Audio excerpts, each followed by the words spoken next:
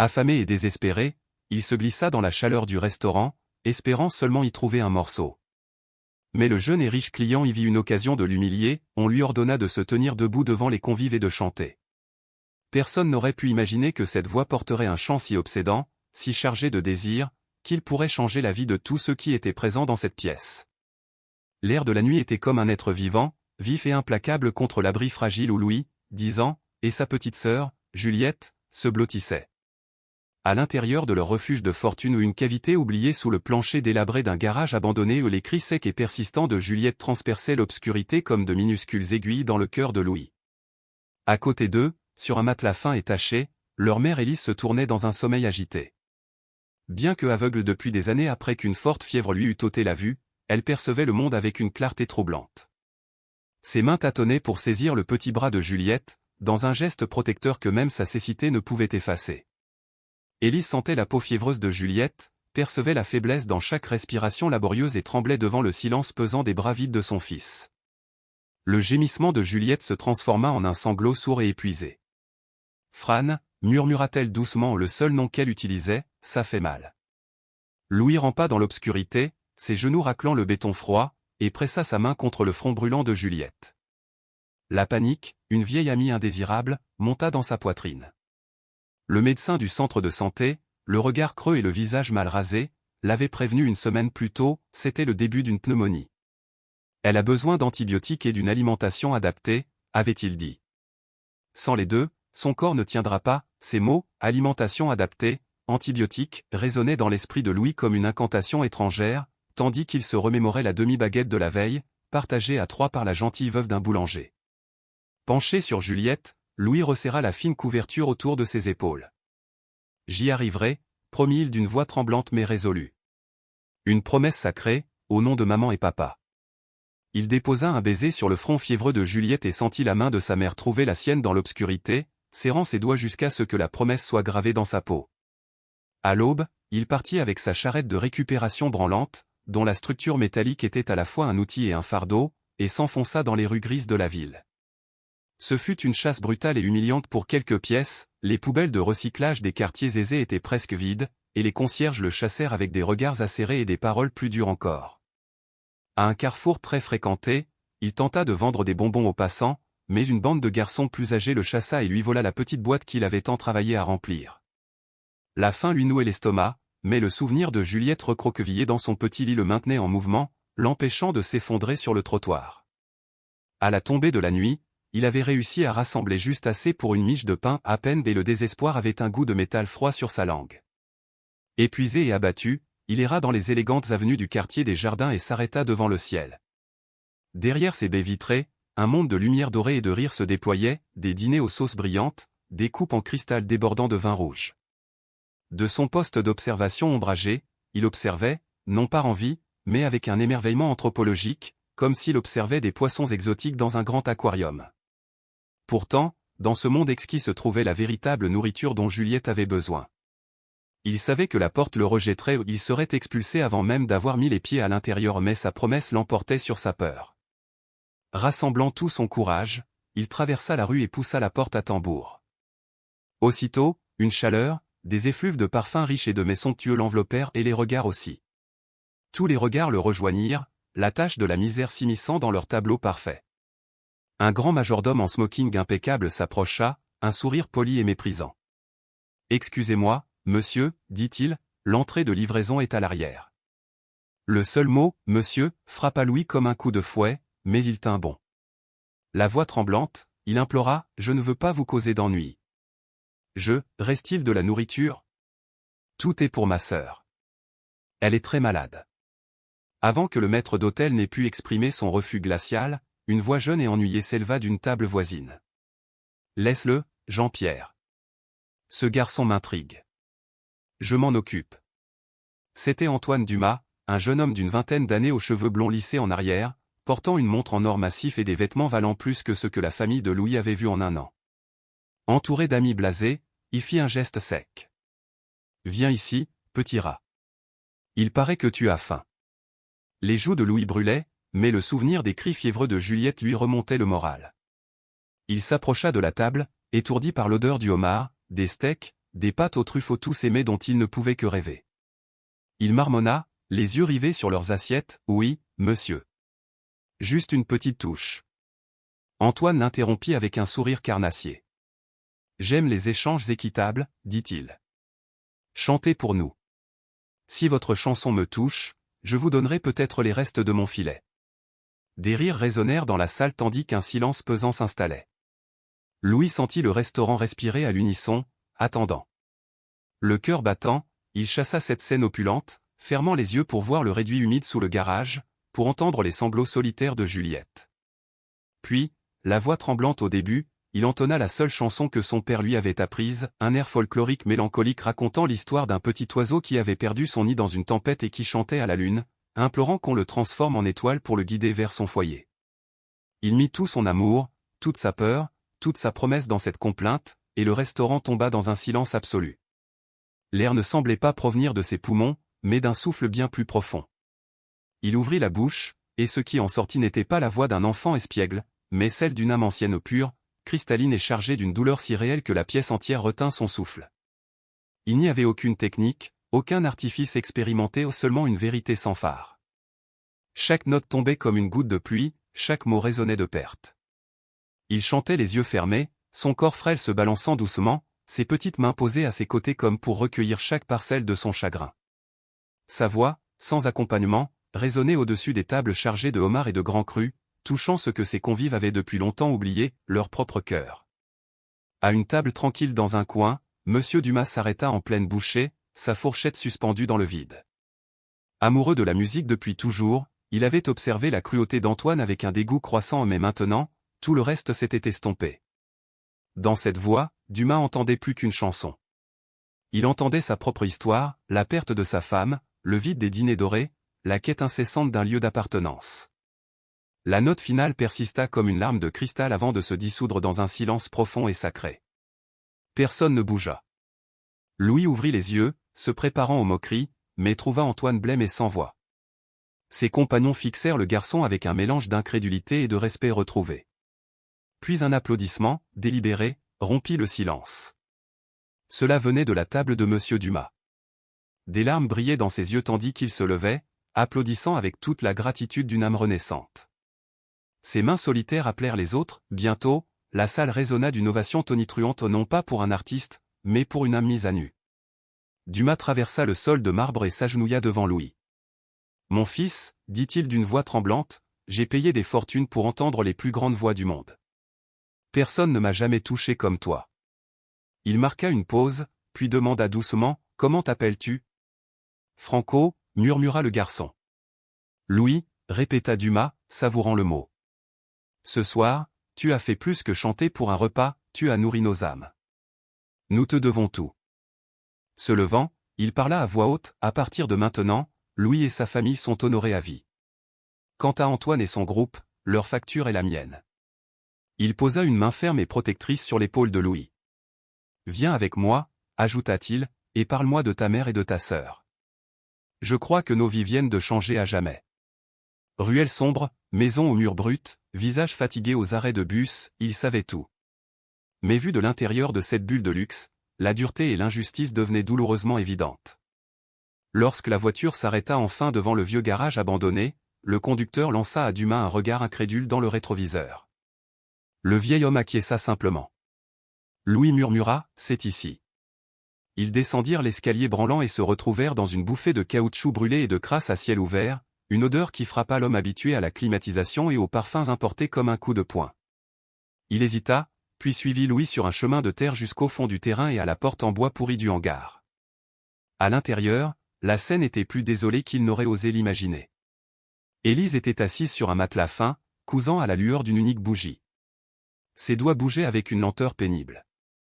Juliette était recroquevillée à côté d'elle, sa respiration sifflante étant audible même depuis le seuil. Élise releva la tête et, les yeux aveuglés, se tourna vers eux, demanda, « Mon fils, est-ce toi ?»« C'est moi, maman, » dit Louis doucement. « J'ai amené de l'aide. » Dumas entra dans la pièce exiguë, sa grande silhouette élégante occupant chaque recoin. Il remarqua la dignité gravée dans le visage aveugle d'Élise et la fragilité de Juliette et sentit son cœur se briser. « Donna Élise, commença-t-il avec un respect rare, je m'appelle Dumas. Aujourd'hui, votre fils m'a donné une leçon de courage et d'art, et je voudrais lui rendre l'appareil. Il s'installa sur une caisse en bois vide et lui raconta ce qui s'était passé au restaurant. Il ne parlait pas comme un homme riche faisant la charité, mais comme un grand-père fier décrivant son nouveau petit-fils. Élise écoutait, des larmes invisibles coulant sur ses joues, berçant le projet de couture oublié sur ses genoux. « Mon Louis, murmura-t-elle, il a toujours eu cette lumière, mais j'avais peur que le monde ne l'éteigne. » Le monde ne le permettra pas, dit Dumas, le regard fixe. Je ne le permettrai pas. Je ne suis pas ici simplement pour proposer une solution, je suis là pour en proposer une. J'ai fait appel au meilleur pédiatre de la ville pour voir Juliette, et mon assistante est en train de te trouver un appartement. Il a décrit un appartement simple, mais propre et sûr, avec du linge de maison et un réfrigérateur rempli, prêt à emménager dès aujourd'hui. En échange, a-t-il dit, je demande simplement à faire partie de vos vies, à contribuer à façonner le don de votre fils. Une vie d'orgueil et de méfiance s'est emparée d'Élise, mais lorsque Juliette a gémi un son bas et douloureux, l'amour maternel a pris le dessus. « Monsieur, a-t-elle dit, la voix brisée, si c'est pour ma fille, j'accepte. Que Dieu vous bénisse. » Dieu m'a déjà béni ce soir, répondit Dumas. Il m'a présenté à votre fils. Ainsi commença le sauvetage. Moins d'une heure plus tard, une voiture confortable attendait devant la porte. Les assistants de Dumas, chacun de leurs gestes empaquetant avec respect, emballèrent les rares affaires de la famille, quelques vêtements, la boîte à couture d'Élise et la guitare cassée de Louis. Pendant ce temps, dans son luxueux appartement, Antoine Dumas brisa un verre de cristal contre le mur, la fureur le consumant.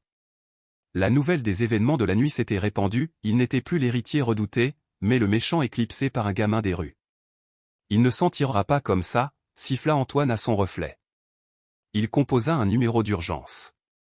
Je veux tout savoir sur Louis et sa famille, leurs défauts, leurs faiblesses. Détruisez-les.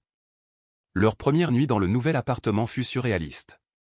Dans le modeste 2 pièces, Élise caressait les murs, le tissu du canapé, le robinet de la cuisine coulait à flot. Juliette, après sa première dose d'antibiotiques, dormait pour la première fois dans un vrai lit, sa poitrine se soulevant et s'abaissant avec un calme qu'Élise n'avait pas vu depuis des mois. Et Louis, debout dans le salon, émerveillé par le réfrigérateur rempli, la lumière vive du plafond, l'absence d'une seule flamme vacillante. Le lendemain matin, Dumas revint, accompagné d'un médecin pour examiner Élisée, pour Louis, d'un cadeau, une guitare d'occasion, équipée de cordes neuves parfaitement accordées. Un artiste a besoin de son instrument, dit-il en le lui tendant. Louis le berça comme un objet sacré. Il pinça une corde, et la note pure et puissante déborda de promesses, un moment de paix et un nouveau départ. Alors que ce ton inaugural s'estompait, la sonnette retentit. Élise ouvrit à 2 agents des services de protection de l'enfance, le visage grave et les mains jointes. « Nous enquêtons sur une information anonyme concernant une garde illégale », dit l'un d'eux. Dumas se leva, l'air déterminé. Il reconnut le poison d'Antoine, qui utilisait l'État comme une arme contre eux. L'arrivée des agents fit l'effet d'une grenade de glace qui brisa tout espoir. Elvira, responsable de l'équipe, s'assit à la table du dîner désormais réservée à l'interrogatoire et ouvrit sa tablette. « Monsieur Dumas, Madame Élise, commença-t-elle d'un ton neutre, nous devons vérifier un rapport faisant état d'une garde irrégulière par une mère malvoyante et d'une influence indue de votre part, monsieur. » Élise se tenait debout, les mains tremblantes, mais sa voix sonnait juste. « Madame, je ne vois pas mes enfants avec vos yeux. Je les sens avec mes mains dans la nuit, j'entends leurs cris de faim et de peur, et je me bats pour eux sans relâche. J'ai peut-être perdu la vue, mais mon amour maternel perdure. » Sa dignité réduisit le silence dans la salle, même l'assistante sociale parut émue. Dumas saisit l'instant avec la précision d'un avocat. « Monsieur, il y a 3 jours, cette famille vivait dans des conditions inhumaines, ignorées par le même système qui les interroge aujourd'hui. La petite Juliette, fit-il en désignant son corps endormi d'un signe de tête, luttait contre une pneumonie qui aurait pu la tuer. Aujourd'hui, elle repose sous les soins d'un médecin fraîchement sorti de l'hôpital pour enfants, recevant le traitement précis dont elle a besoin. Le petit Louis est bien nourri, plein d'espoir, il commencera l'école la semaine prochaine. Quant à Madame Élise, des suivis médicaux sont déjà prévus pour gérer son état. Le médecin lui a remis un dossier, les premiers rapports médicaux ainsi que les quittances de loyer de l'appartement. Mon influence, aussi discutable soit-elle, a simplement permis que ses droits fondamentaux, longtemps refusée, leur soit enfin accordée. Si cela fait de moi un criminel, alors arrêtez-moi. Elvira étudiait les papiers dans ses mains gantées. En fonctionnaire chevronné, elle s'était habituée aux aspects les plus sombres de la nature humaine. Sur le papier, sa dénonciation était claire, un millionnaire, 2 enfants des rues, une mère aveugle. Certes, la situation semblait anormale. Pourtant, la réalité qui se présentait à elle défiait tout soupçon, un réfrigérateur débordant de nourriture, des médicaments vitaux alignés sur la table et, surtout, le lien indéfectible qui unissait ces 3 âmes. Après un silence pesant, elle leva les yeux. « Je comprends, monsieur Dumas, dit-elle. À première vue, cet environnement semble adapté, voire bénéfique, aux enfants. Mais une plainte officielle a été déposée et je suis obligé d'ouvrir une enquête. » Elle marqua une pause, le regardant fixement. Un rapport complet sera transmis au juge des enfants, qui décidera de la suite des événements. D'ici là, attendez-vous à des visites régulières et inopinées pour surveiller le foyer. Puis, prodiguant un dernier conseil, elle les avertit, « Je vous recommande vivement de régulariser votre situation juridique avec eux au plus vite. » La bonne volonté n'a aucune valeur juridique. La réunion prit fin, mais la menace planait comme une épée suspendue au-dessus de leur tête. La joie de leur nouveau foyer était déjà teintée de peur, la hantise constante d'une séparation soudaine. Une fois seule, Élise murmura, « Il ne cédera pas », le visage de Dumas se durcit. Ce garçon du restaurant, il a le regard plein de malice. Non, il ne s'arrêtera pas. Mais nous non plus, déclara Élise. S'il veut la guerre, il se battra sur notre territoire. Cet après-midi-là, Dumas mobilisa son équipe d'élite, avocats et détectives privés, les meilleurs du pays. Dans son bureau haut de plafond, il s'adressa à eux avec une détermination d'acier. « Je ne veux pas simplement nous défendre contre cette accusation absurde. Je veux connaître chaque détail concernant Antoine Dumas de Alcantara, chaque entreprise, chaque associé, chaque compte bancaire, chaque secret enfoui. Cette haine est disproportionnée. Trouvez-en la cause. Personne ne menace ma famille sans en assumer les conséquences. » Alors que la contre-enquête prenait forme, Dumas porta son attention sur un autre front, la blessure morale de Louis. Il comprit que la douleur de l'humiliation ne pourrait être guérie qu'en transformant le talent du garçon en source de fierté. Il conduisit donc Louis auprès de Maître Laurent. Perché au sommet d'un immeuble vieillissant du centre-ville, l'appartement du vieux professeur était un délicieux chaos de livres poussiéreux, de partitions éparses et d'un majestueux piano à queue noire. Des cheveux blancs ébouriffés couronnaient la silhouette menue et intense du maestro, dont le regard perçant les accueillait avec une impatience bourrue. « Alors, c'est le diamant brut que tu as déterré dans la boue », murmura-t-il en tournant autour de Louis comme un maquignon chevronné. « Voyons si tu brilles, ou si tu n'es qu'un éclat de verre. Chante, mon enfant. » Timidement, Louis entonna la mélodie qu'il avait interprétée au restaurant. Sa voix, rauque et chargée d'émotion, emplit la salle. Lorsqu'il eut terminé, le maestro resta immobile, l'expression indéchiffrable. Puis, d'un ton mesuré, il déclara, « Terrible. Complètement indiscipliné. Tu disperses les notes comme des ordures. Ta respiration est un désastre, ta posture est une insulte à l'art. » Le cœur de Louis se serra, son regard baissant vers le sol. Embarrassé, le garçon recula, jusqu'à ce que le maestro s'approche et, du bout d'un doigt osseux, touche la poitrine de Louis.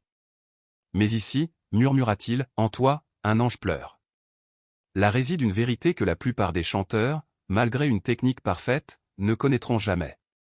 Ce n'est pas toi qui chantes, c'est ton âme qui chante à travers toi. Et ça, mon cher, c'est rare. » Se tournant vers Dumas, le maestro esquissa un sourire. « C'est un désastre et un génie. Il va me faire vivre un enfer, mais j'accepte le défi. » Les cours avec Maître Laurent étaient un véritable supplice. Les exercices de respiration exténuants laissaient Louis haletant, les gammes étaient répétées avec une perfection mécanique, et le solfège lui semblait une langue étrangère. « Ta douleur t'a donné des sentiments, » rugit un jour le maître.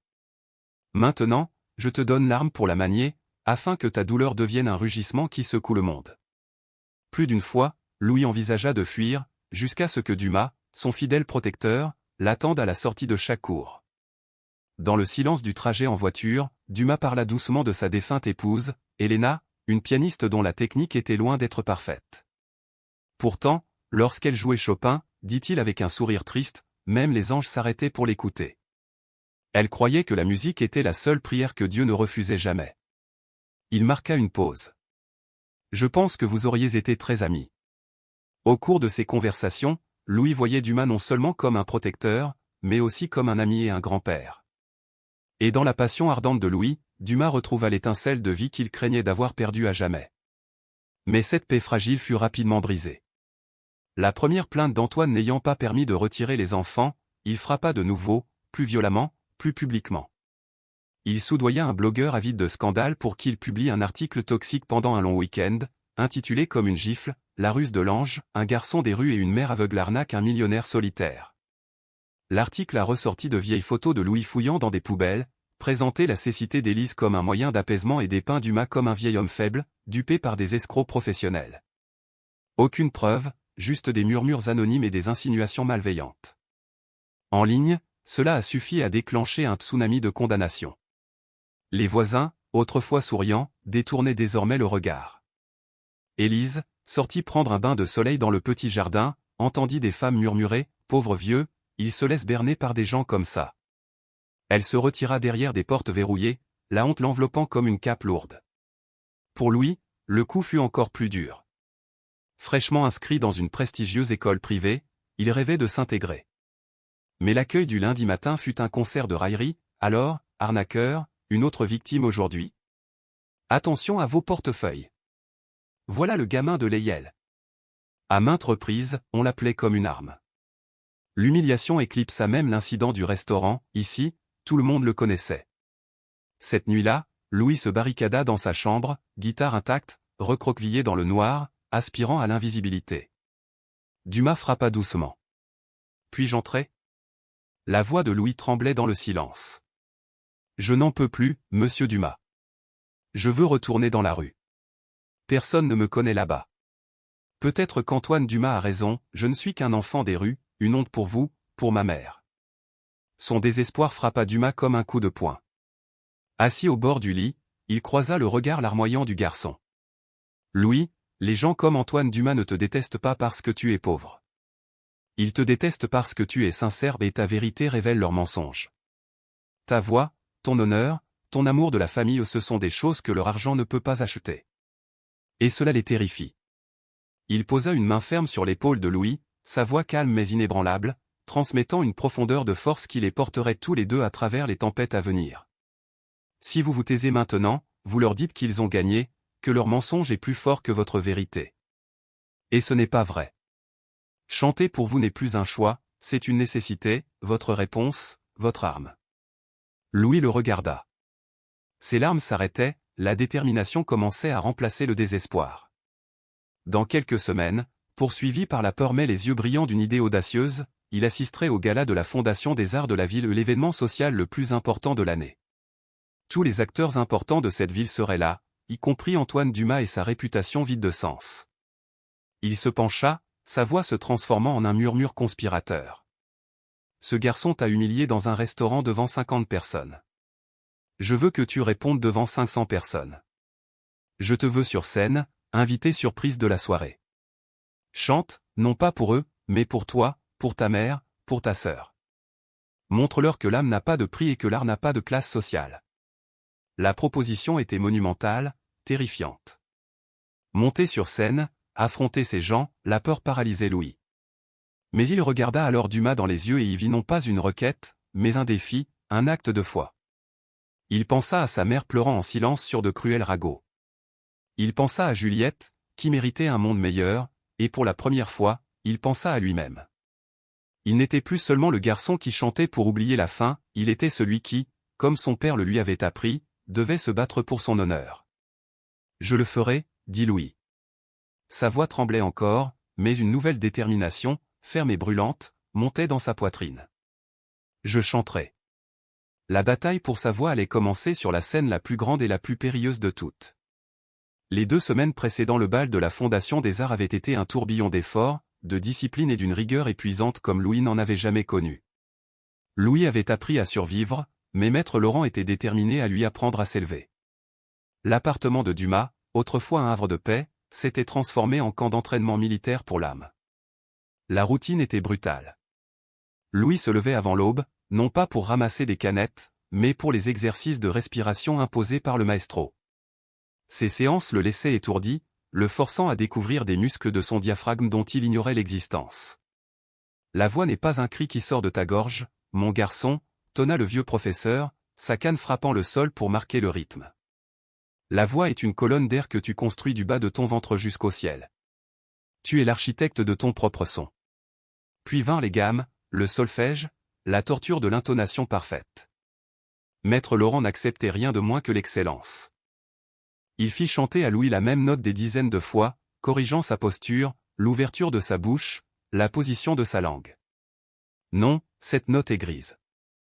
Je veux un bleu ciel chargé d'émotions, mais maîtrisé. La douleur te donne une âme, mon garçon, mais la technique te donne le pouvoir de faire ressentir cette douleur au monde entier sans te briser. Il y avait des moments où Louis, frustré et la gorge brûlante, était sur le point d'abandonner. La simplicité de chanter dans la rue, par instinct, lui semblait un paradis perdu. Mais alors, il se souvenait du sourire moqueur d'Antoine, de la douleur dans les yeux de sa mère à la lecture des fausses nouvelles, et il retournait au piano du maestro plus déterminé que jamais. Sa famille était le filet de sécurité qui le soutenait dans ce parcours ardu. Élise, sa mère bien qu'aveugle était son auditrice la plus critique et la plus aimante. Avec son « oui » raffiné, elle percevait des nuances que personne d'autre ne remarquait. « Tiens, mon fils » disait-elle pendant sa répétition du soir. Ta voix tremblait ici. As-tu eu peur de cette note? Ne sois pas effrayé. Elle t'appartient.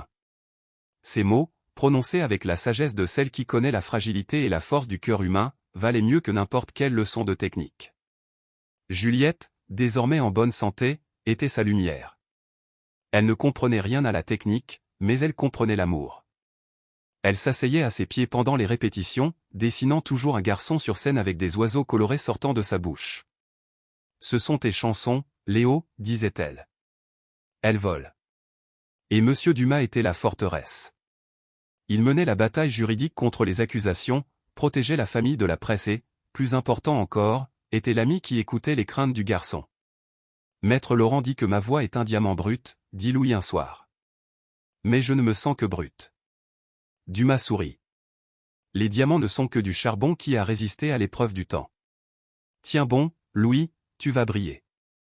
De l'autre côté de la ville, dans son bureau surplombant le parc, Antoine Dumas préparait sa propre version du spectacle. Grâce à ses contacts au sein du comité de fondation, il avait appris que Dumas lui-même avait organisé l'attraction surprise. L'histoire s'était répandue comme un secret juteux parmi l'élite.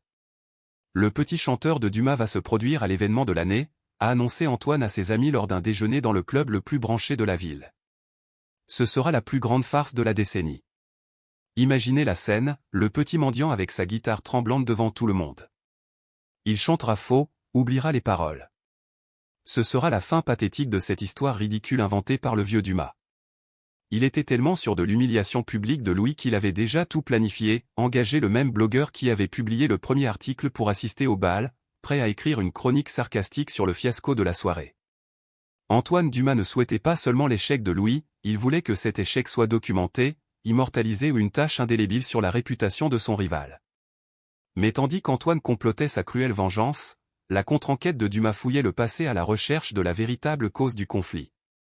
Ces enquêteurs découvrirent rapidement la situation précaire de l'entreprise familiale d'Antoine Dumas, détournement de fonds, mode de vie précaire.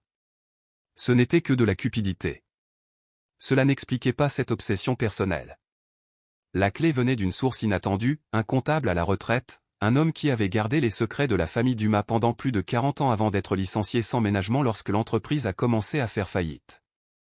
D'abord réticent, il était poussé par une vieille rancune et par la promesse d'une généreuse compensation de Dumas. Il a ouvert ses archives et sa mémoire. L'histoire qu'il raconta, enregistrée par enregistreur dans une salle de réunion sécurisée, était une tragédie mêlant fierté, amitié et secret. 25 ans auparavant, le père d'Antoine Dumas et ses meilleurs amis étaient au bord de la faillite. Gestionnaire médiocre et accro au jeu, le père d'Antoine avait contracté une dette colossale et avait fraudé fiscalement pour la dissimuler. La découverte était imminente. Il allait être arrêté, et le nom de la famille serait à jamais déshonoré. Désespéré, il a tout avoué à son ami Dumas. Voyant le désespoir de son ami, Dumas prit une décision qui allait changer leur vie à jamais. Au lieu de le dénoncer, il vendit un précieux terrain laissé par son père et utilisa le produit de la vente pour régler toutes les dettes, sauvant ainsi son ami de la prison et de la ruine publique. La seule condition était le secret absolu, afin de protéger l'honneur de la famille. Dumas se retira alors de la société, fonda sa propre entreprise, et les deux hommes se séparèrent, unis à jamais par ce secret. Le père d'Antoine Dumas ne se remit jamais de ce coup porté à son orgueil. Il reconstruisit sa fortune, mais vécut le reste de sa vie à l'ombre de la clémence de Dumas, empli d'un ressentiment muet qu'il transmit sans le savoir à son fils. Antoine a grandi en voyant en Dumas non pas un rival, mais un rappel constant de la faiblesse de son père. Et récemment, après la mort de son père, en triant des papiers, Antoine a découvert une lettre de confession détaillée que son père avait écrite à Dumas, mais jamais envoyée. La lettre révélait toute la vérité. Pour Antoine, cette découverte était un poison. Apprendre que l'honneur, le statut et la richesse de sa famille avaient été bâtis sur la charité de Dumas était une humiliation insupportable. Sa haine, une fois dissipée, trouva un nouveau sens. Lorsqu'il vit un autre, misérable, le jeune Louis, adopté par Dumas, il ressentit la même pitié condescendante. Attaquer Louis devint sa façon de s'en prendre à l'héritage de Dumas, sa façon de crier au monde que la gentillesse était une faiblesse.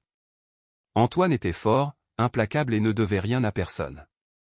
La veille du bal, il convoqua Louis à la bibliothèque. Le garçon était assis là, pâle et épuisé, les yeux cernés par d'interminables répétitions. Il était terrifié. « Louis, dit Dumas d'une voix basse et posée, avant de monter sur scène, il y a une chose que tu dois comprendre. L'homme qui est devant, espérant te voir échouer, ne combat pas seulement ton arrogance, il combat sa propre honte. » Il se pencha et commença à raconter l'histoire, une histoire de dette, de secrets cachés, de clémence prolongée puis transformée en amertume. Il parla d'une bonté qui peut parfois semer un ressentiment plus profond que la haine. Louis écoutait, les doigts posés sur la guitare posée sur ses genoux. L'histoire était complexe pour quelqu'un de son âge, mais il en ressentait le poids dans ses os. Il connaissait la douleur de la pauvreté et, étrangement, cela lui donnait une idée de l'humiliation de devoir tout à quelqu'un. Il n'éprouvait aucune pitié pour Antoine, sa colère envers le vieil homme se mua en une profonde tristesse. Finalement, il murmura, « Il ne me déteste pas. Il déteste ce que tu représentes. Je ne suis que le miroir. » Exactement, répondit Dumas. Demain, ta voix sera ce miroir. Ne chante pas avec colère, Louis. Chante avec ta vérité, la dignité ne se mesure pas à ce que tu possèdes, mais à ce que tu es. Chante pour l'enfant effrayé qui sommeille en cet homme arrogant. Il n'écoutera peut-être pas, mais le monde, lui, t'écoutera. Cette révélation donna à Louis un nouveau but. Il ne se défendrait pas sur scène, il offrirait une réponse sur la vraie richesse et la vraie pauvreté. Sa chanson serait un acte de compassion, et non de défi. Quand arriva la nuit du bal, le grand salon du Palace Hotel resplendissait de joyaux et de pouvoir. Dans les coulisses, Louis sentit son estomac se nouer. Dans son simple costume noir, il se sentait comme un grain de sable solitaire serti de diamants. Par une fente étroite du rideau, il aperçut Dumas, Élise et Juliette assises côte à côte, le visage tendu d'espoir. Et là, au premier rang, était assis Antoine Dumas, roi de sa cour, le visage rouge de champagne, les yeux brillants d'une attente cruelle. Leurs regards se croisèrent, et Antoine leva son verre pour un toast silencieux et moqueur. « Mesdames et messieurs, annonça le maître de cérémonie, pour conclure notre soirée, une prestation surprise d'un jeune talent découvert et soutenu par notre cher monsieur Dumas. Veuillez accueillir chaleureusement Louis. » Le projecteur le trouva alors, un unique cercle de lumière blanche qui le coupait de tout. Sa gorge s'assécha, la panique le gagna, mais il respira profondément, se souvenant des leçons de Dumas. Il n'était pas là pour elle, il était là pour sa vérité. Il monta sur scène, s'assit sur le banc et serra sa guitare dans ses bras. Le silence de la salle semblait vivant, affamé, impatient et impitoyable. Sous ce rayon de lumière solitaire, avec 1000 regards invisibles braqués sur lui, il commença. Ses doigts tremblaient en trouvant les cordes, mais il se força à se rappeler son but. Il chassa l'éclat et le mépris, invoquant à la place le sourire aveugle de sa mère, le repos paisible de sa sœur, la confiance inébranlable de Dumas et les encouragements tonitruants de Maître Laurent. Ne chante pas pour eux, chante pour ta douleur. Il inspira profondément 1, 2, 3 fois et l'air qui emplissait ses poumons était le sien, imprégné de souvenirs et de lutte. Puis il frappa le premier accord, un son simple et léger qui transperça le silence comme une lame. Et il a chanté. Sa voix, tempérée par la technique mais débordante d'émotions brutes, s'élevait et retombait avec une clarté poignante. Ses paroles évoquaient des châteaux aux murs dorés, des trônes aux serrures d'argent, et la terreur de vivre dans la peur d'exister. Il chantait non seulement son histoire, mais aussi la solitude cachée derrière chaque façade triomphante. Le public, s'attendant à un spectacle ou à un échec, resta muet de stupeur. Même les murmures s'éteignirent. Une femme au deuxième rang, son collier de diamants scintillant, porta une main tremblante à sa bouche. Au premier rang, le sourire moqueur d'Antoine s'estompa. Son visage pâlit lorsque retentirent les dernières paroles de Louis. Tu as bâti un château aux murs d'or et aux verrous d'argent pour te protéger. Comptant les pièces sur un trône vide, tu vis dans la peur de l'amour. Mais ma pauvreté m'a appris à fuir.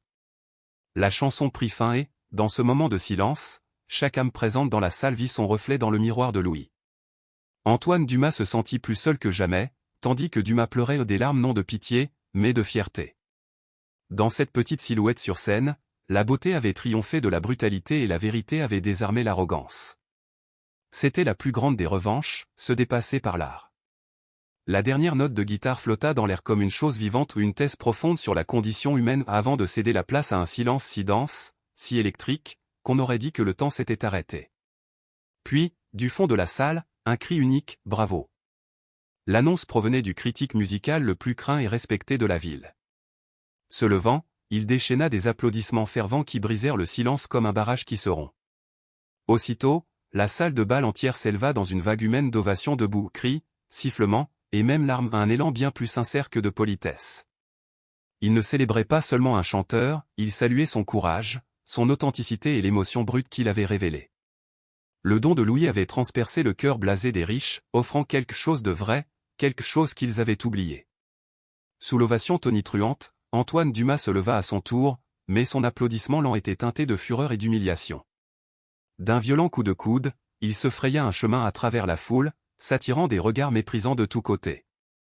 Sa tentative d'humilier le garçon des rues s'était soldée par un échec retentissant. Il avait été vaincu non par la richesse ou l'influence, mais par la vérité simple et perçante d'une chanson. Quand Louis descendit en fin de scène, encore tremblant, le corps vibrant de l'énergie du moment, il fut enveloppé de chaleureuses étreintes. Élise et Juliette se pressèrent contre lui, leur voix tremblante de fierté. « Tu as réussi, mon fils » sanglota Élise en le serrant fort dans ses bras. « Tu as volé, Léo » s'écria Juliette en bondissant de joie. Maître Laurent se tenait à proximité, les yeux brillants de larmes rares. Il posa une main rude sur l'épaule de Louis et croassa, « Aujourd'hui, mon garçon, tu n'as pas seulement chanté, tu as célébré une messe, et ils ont tous communié. » Au matin, l'histoire de l'ange à la voix d'or n'était plus une simple rumeur, mais un véritable événement culturel. Les vidéos filmées par les téléphones portables se sont propagées. Les journaux n'ont pas mentionné le bal de la Fondation Arthur, ils ont titré sur le garçon qui a volé la vedette, la voix de la rue qui a humilié la haute société, une nouvelle idole est née. Même la menace d'une procédure de protection de l'enfance s'est dissipée sous l'enthousiasme du public.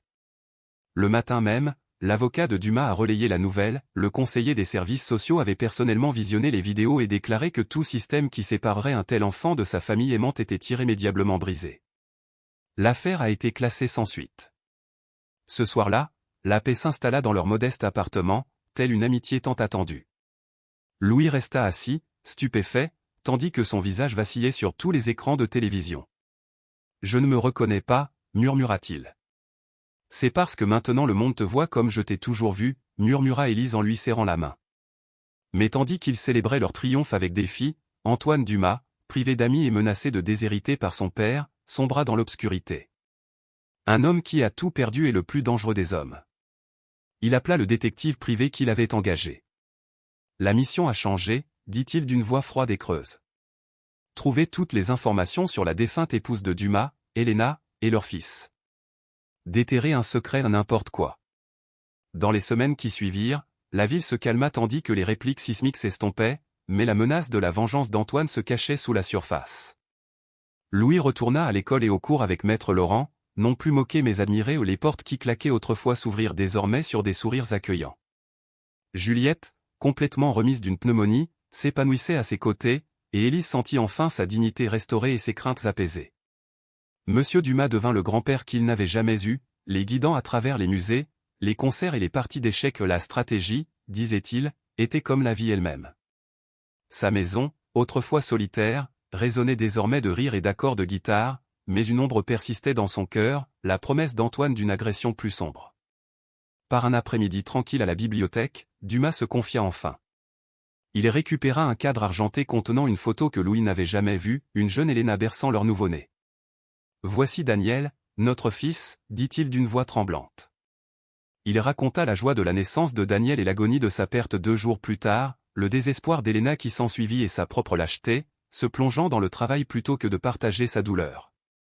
Tandis qu'il parlait, le cœur de Louis se gonflait de compassion. Lorsque Dumas se tut, brisé par le regret, le garçon posa une main douce sur son épaule.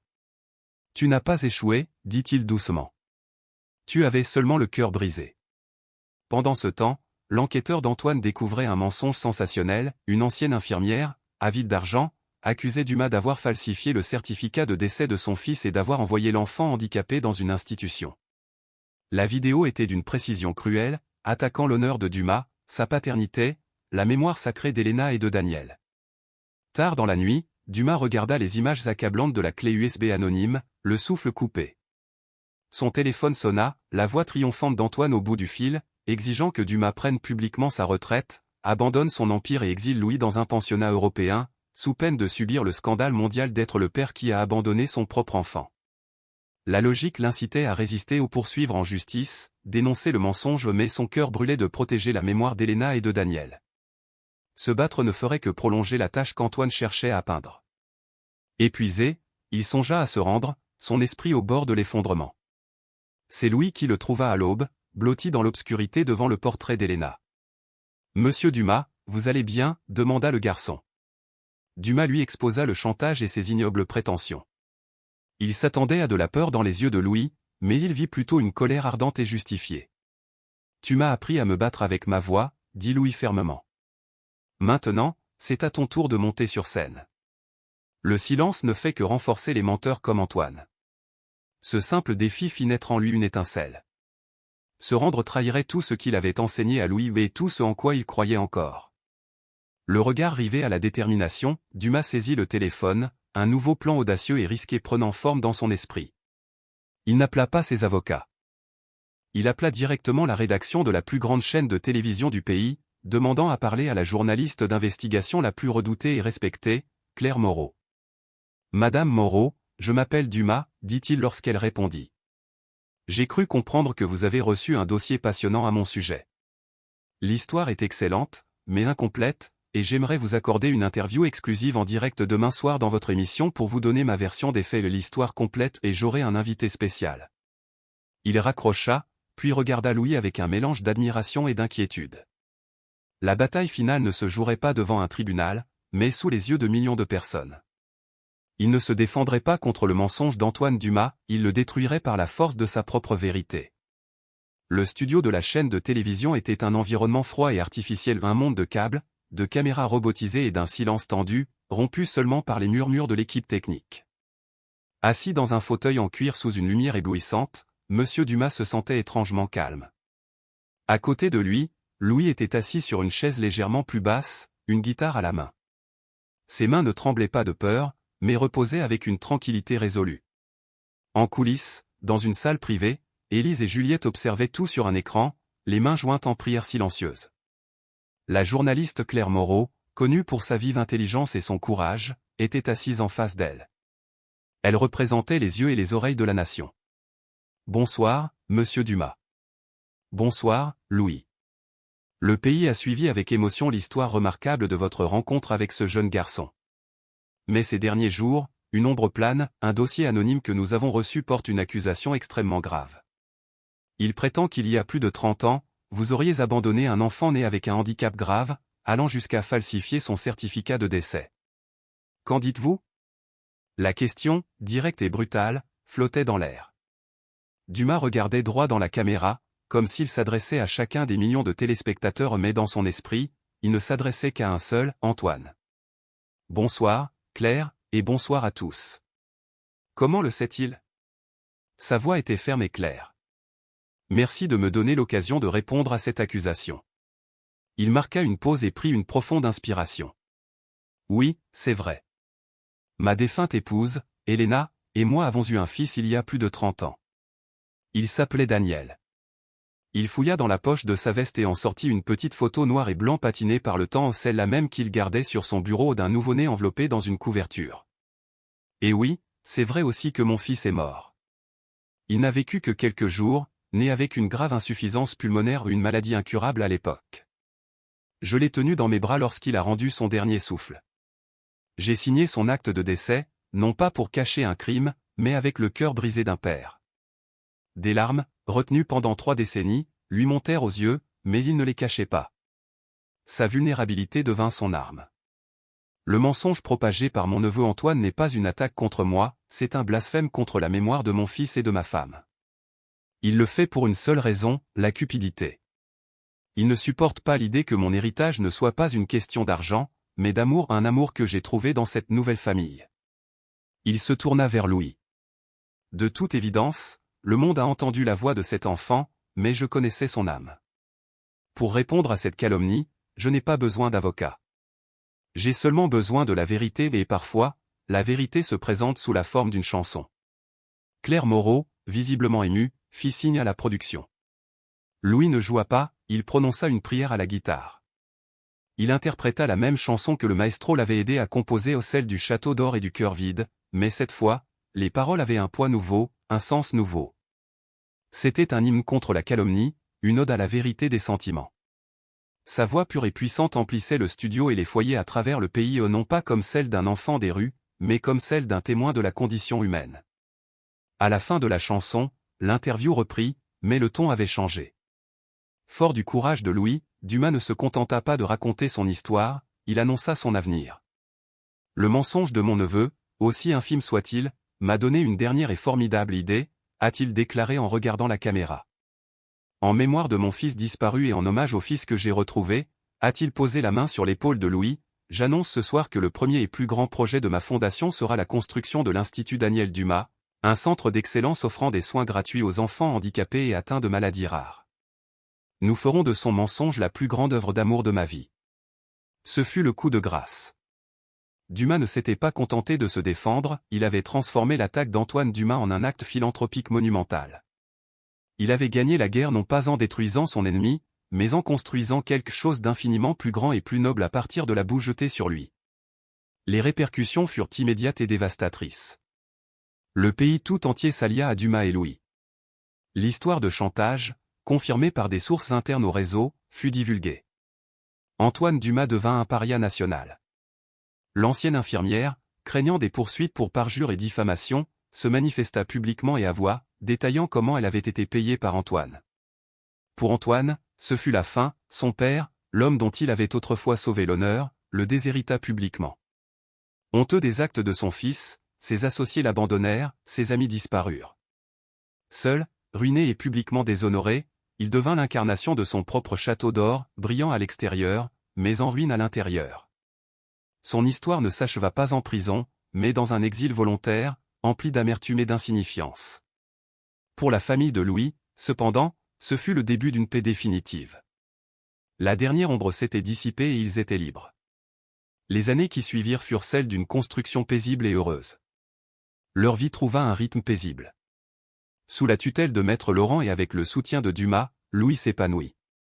Il ne devint pas une pop star, il refusa les contrats à plusieurs millions de dollars et les projecteurs faciles.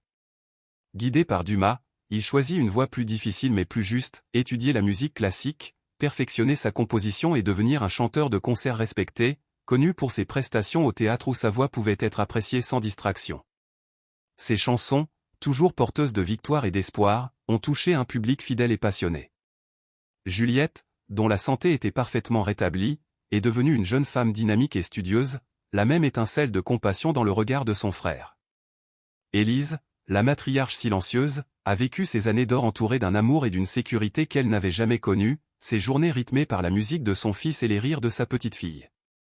Monsieur Dumas vécut encore 7 ans à un bonus, comme il aimait à l'appeler, au consacrant chaque jour à 2 choses, être le grand-père de Louis et Juliette, et construire l'Institut Daniel Dumas.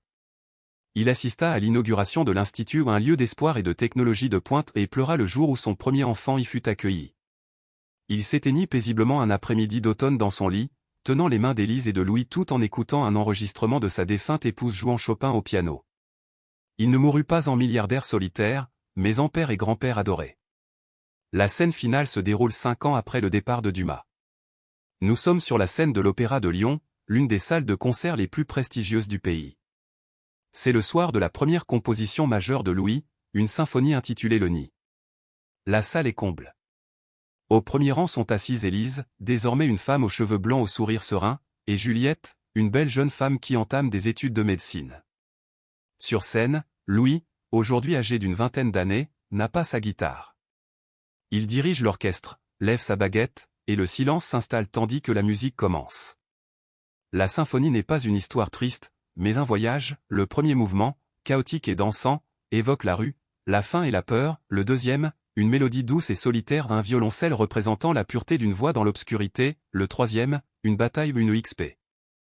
Losion de cuivre et de percussion, de conflit et de douleur. Et le quatrième, une éruption de lumière ou une mélodie triomphante et pleine d'espoir qui s'élève, enveloppe tout l'orchestre et se termine sur une longue note puissante et paisible. Lorsque la dernière note s'éteint, le théâtre demeure plongé dans un silence absolu l'espace d'un instant, puis éclate dans l'ovation la plus longue et la plus émouvante que cette salle ait jamais connue. Louis se tourne vers le public, le visage baigné de sueur et de larmes. Il les remercie, et son regard croise celui de sa mère et de sa sœur. Elle se sourit à un sourire de complicité, d'amour, d'histoire commune. Il lève à nouveau sa baguette, mais cette fois, il désigne une place libre au premier rang, une place que sa famille laisse toujours libre à chaque représentation, pour l'homme qui écoutait quand personne d'autre ne le faisait. La vie qui avait commencé dans une ruelle sombre avec une voix désespérée était devenue une symphonie d'espoir, désormais entendue dans le monde entier. Le garçon qui chantait autrefois sur le fait de ne pas mourir vivait désormais pour chanter la beauté d'une seconde chance.